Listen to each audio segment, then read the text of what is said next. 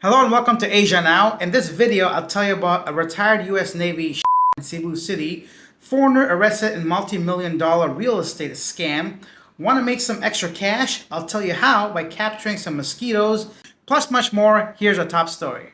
A disturbance in a local neighborhood resulted in injuries and the loss of 2 lives, according to authorities. Nicardo Nombrado, 59, and former U.S. Navy serviceman George Kylle Lucas, 39, were harmed during the incident and have passed away. The individual responsible, identified as Kevin Asia, was also injured and taken into police custody. Reports indicate that the situation escalated when Asia entered a private compound around 7 p.m. Residents asked him to leave, but instead he became agitated and caused a scene. Lucas, who was notified of the commotion, stepped outside to intervene. Meanwhile, Asia took a hold of his baseball bat that Nombrado was carrying, further heightening the tensions. The situation became more serious when Asia reportedly confronted law enforcement officers who arrived to handle the matter. In the course of this altercation, Lucas, ex-U.S. serviceman, attempted to defend himself and fired a warning shot, injuring Asia in the knee. However, Asia managed to take control of the weapon, leading to further conflict inside the residence. Authorities state that the Asia attempted to leave, but was later apprehended by local residents before police arrived. He was taken to the hospital for treatment and remained in custody. Crazy story. Apparently, this guy was on some kind of substance. He may not have been in the right state of mind. Unfortunate event. I'm not even sure how I guess he's a serviceman, so it's different for him to be carrying. But, an unfortunate situation that resulted in 2 people passing away, and a lot of this kind of stuff has been happening for the past 2 days. And then the Philippines BI arrested Kim Jo-jong, a 30-year-old South Korean woman wanted for a multi-million-dollar real estate scam. She was apprehended on February 18th in Barangay City based on request from South Korean authorities and Interpol red notice. Kim and her associate allegedly manipulated real estate transactions, fraudulently collecting lease deposit worth $5 million. She has also overstayed in the Philippines since arriving in December 2023, currently detained and looking to face deportation and, of course, charges back home. Over $5 million of basically deposits, and it's a lot of money. What kind of real estate was she in? But I'm happy that she's caught. Speaking of real estate, things gone wrong. Several incidents like this have been happening in the Philippines that I came across foreigners, expats, and associating with people that are not basically honest. I don't know the full story or the facts yet, so I haven't brought that to you guys. But once there's more developed on those cases, I'll go ahead and share them with you. Next up, are you ready to make some cash? Filipinos in Manila's Addition Hills village exchanged containers of mosquitoes for cash as the government attempts to address rising dengue cases in the country. The, quote, peso for mosquito, end quote, project gives residents an incentive of 1 peso, that's about 17 cents, for every 5 mosquitoes, dead or alive, turned over to the village hall. A very strange, unique approach to controlling dengue and mosquitoes. Something doesn't seem right about this for me for some reason. Maybe you guys can help me kind of figure out what that is. I would assume maybe, I don't know, I'll just leave like a bunch of buckets of water and collect the mosquitoes that way. And probably like millions of mosquitoes are out there. Are you really making a difference?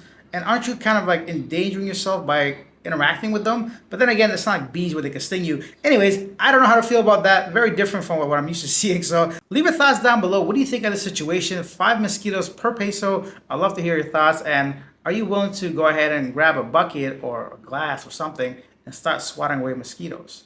Okay, quickly, in Thailand, Thai authorities have arrested 2 foreign nationals on charges of indecency with individuals who aren't yet 18 years old. A 68-year-old German man was apprehended in Pattaya for allegedly committing indecent acts against someone that is 13. In a separate case, a 41-year-old British man was arrested in Chonburi for allegedly abducting a person under 15 for immoral purposes. Disgusting, shameful. I'm glad you're caught. And then good news for Cebu City. So Cebu is among Asia Pacific's best cities. Cebu City has been recognized as one of the top 100 best cities in Asia Pacific for 2025 by Canadian consultancy firm Resonance. Ranking 92nd on the list, it was acknowledged for its strong economic and tourism sectors, thriving IT industry, and major infrastructure projects. like the Cebu Cordova Link Expressway and the Southward Properties developments. The study ranked cities based on livability, lovability, and prosperity using statistics, online data to measure quality of life and attractiveness to visitors and businesses. Cebu ranked 17th in labor participation and 23rd in air quality. Among the Philippine cities, Manila placed 53rd while Davao City was 91st. The top ranked cities in the Asia Pacific were Singapore, Tokyo, and Seoul.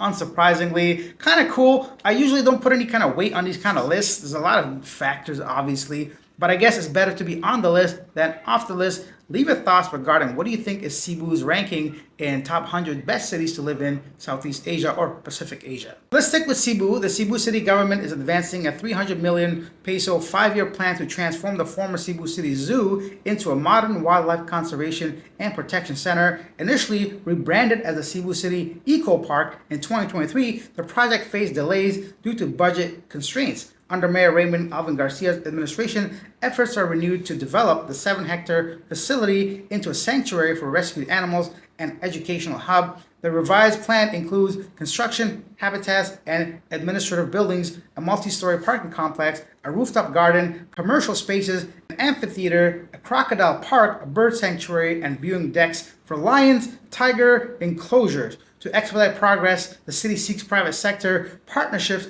I hope this does not go through. I hope they don't collect the money. And I hope no private sector wants anything to do with this, because personally, I don't care which city, which country, where you're living. I think a lot of this kind of project is basically a masking of a way of collecting money by housing innocent animals. Like, I'm all for this if they actually go ahead and do this properly, but I've been to many places in many different countries where they claim there are like a sanctuary, a conservatory, they're helping the animals somehow, but they all end up being chained up, trained, and just all for profit.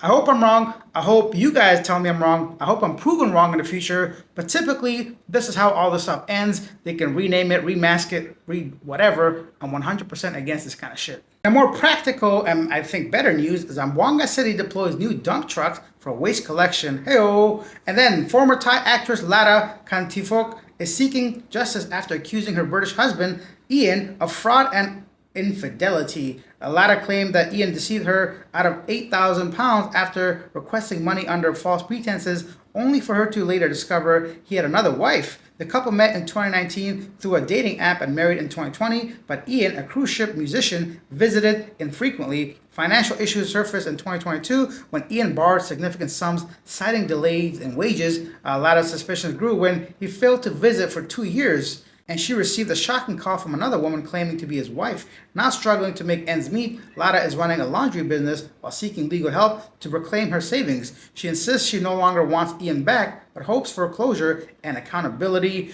Whoa, usually it's the local taking advantage of the foreigner. In this case, it looks like it's the other way around. So I hope she gets her money back, and yeah, I don't know what else to say regarding that case specifically. Leave your thoughts down below regarding any of the stories I covered today. Of course, some of this was really my personal thoughts, so if you guys disagree, that's your right. Feel free to do so in the comment section. You're more than welcome to do so if you're civil about it. And speaking of being civil, actually nothing about that, but tomorrow is my travel day, so I will not be making a video. So it's a flight date for me. I have no time, but I'll try to do like a live stream, so at least you guys can join in, have a chat with me, and we'll discuss a couple of different reasons why, actually 2 probably, of my biggest or best choices in life. If you guys are curious what those 2 things were, you can talk to me about that. Now it's time for a segment, Yesterday Today, where I read some of the most popular comments regarding our previous video.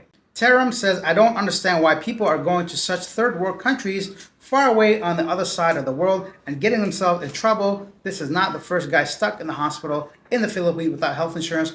Unless the family pays and gets him out of there, he won't be going home. What a burden to the family. I just want to say that he was in Thailand. Yeah. Todd says, insurance is great to have. However, most hospitals in the Philippines do not take insurance, so it may be a moot point to have it if you are staying long-term here. Best to self-insure as you stated.